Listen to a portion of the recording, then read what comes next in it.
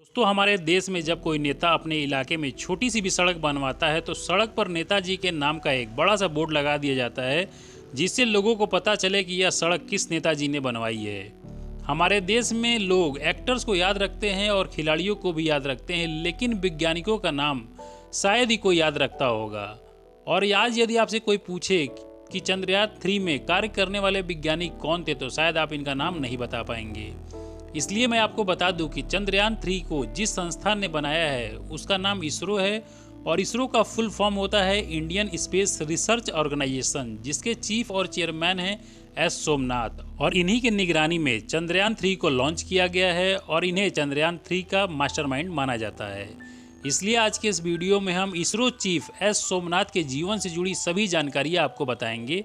इसलिए इस वीडियो को शुरू करते हैं, और यदि आपको यह वीडियो अच्छी लगेगी तो वीडियो को लाइक करके चैनल को सब्सक्राइब कर लीजिएगा और ज़्यादा से ज़्यादा लोगों के बीच में शेयर करिएगा, क्योंकि हमारे इस चैनल पर बायोग्राफी से रिलेटेड वीडियो आती रहती है।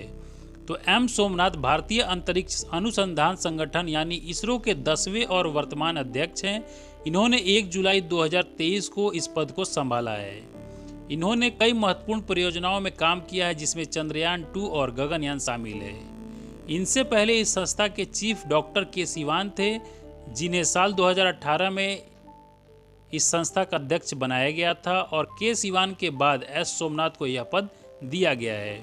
और एस सोमनाथ का जन्म 1963 में केरल के अरुण अलपुजा जिले में हुआ था, और यह एक एयरो स्पेस इंजीनियर और रॉकेट टेक्नोलॉजिस्ट हैं। इनका पूरा नाम श्रीधर पीड़ाकर सोमनाथ है।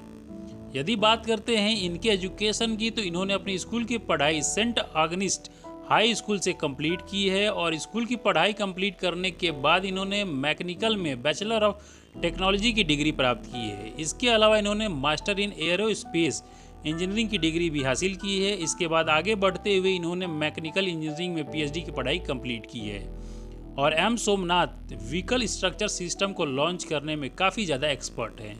आपको बता दें कि एस सोमनाथ के पिता एक हिंदी भाषा के टीचर थे। इसके बावजूद सोमनाथ के पिता अपने बेटे को साइंस के प्रति इस जुनून को देखते हुए इन्होंने अपने बेटे को साइंस के प्रति प्रोत्साहित किया, और सोमनाथ को अंग्रेजी के साथ मलयालम भाषा में साइंस की किताबें प्रदान की, ताकि सोमनाथ को साइंस सब्जेक्ट की अच्छी जानकारी प्राप्त हो सके। अब बात कर लेते हैं इनके फैमिली की। तो एस सोमनाथ का विवाह वत्सला नाम की एक महिला से हुआ है, और इनके 2 बच्चे हैं। जानकारी के अनुसार इनकी पत्नी मिनिस्ट्री ऑफ फाइनेंस में जीएसटी डिपार्टमेंट में काम करती है, और इनके 2 बच्चे हैं जो पोस्ट ग्रेजुएशन में इंजीनियरिंग की पढ़ाई कंप्लीट कर चुके हैं। अब बात कर लेते हैं इनके करियर की। तो एस सोमनाथ ने साल 1985 में इंडियन स्पेस रिसर्च ऑर्गेनाइजेशन यानी कि इसरो संस्था को ज्वाइन किया था, और इस संस्था में अलग अलग पदों पर इन्होंने काम किया है। जैसे पोलर सैटेलाइट लॉन्च व्हीकल में इन्होंने प्रोजेक्ट मैनेजर के तौर पर काम किया है। इसके बाद structure entity and space entity में इन्होंने डिप्टी डायरेक्टर के पद पर काम किया है। एस सोमनाथ विक्रम साराभाई अंतरिक्ष केंद्र में डायरेक्टर के तौर पर भी काम कर चुके हैं, और विक्रम साराभाई अंतरिक्ष केंद्र इंडियन स्पेस रिसर्च ऑर्गेनाइजेशन का एक प्रमुख केंद्र है, जो लॉन्च व्हीकल के डिजाइन के लिए जिम्मेदार है। आपको बता दें कि एस सोमनाथ कई महत्वपूर्ण परियोजनाओं में काम कर चुके हैं, जिसमें शामिल है चंद्रयान 1 जो भारत का पहला चंद्र मिशन था, और चंद्रयान 2 जो भारत का दूसरा चंद्र मिशन था, और चंद्रयान 3 जो भारत का तीसरा चंद्र मिशन था। और इस मिशन के अंतर्गत चंद्रमा पर लैंडर और रोवर को सफलतापूर्वक उतार दिया गया है।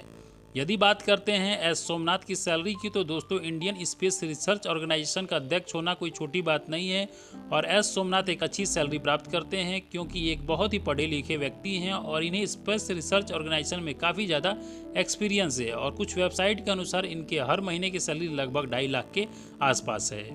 अब जान लेते हैं इनके कुछ अवार्ड के बारे में। तो इन्हें साल 2022 में पद्म श्री से सम्मानित किया गया है, और साल 2021 में शांति स्वरूप भटनागर पुरस्कार से सम्मानित किया गया था, और साल 2020 में डीएस कोठार पुरस्कार से सम्मानित किया गया था, और साल 2019 में इसरो वैज्ञानिक पुरस्कार से सम्मानित किया गया था।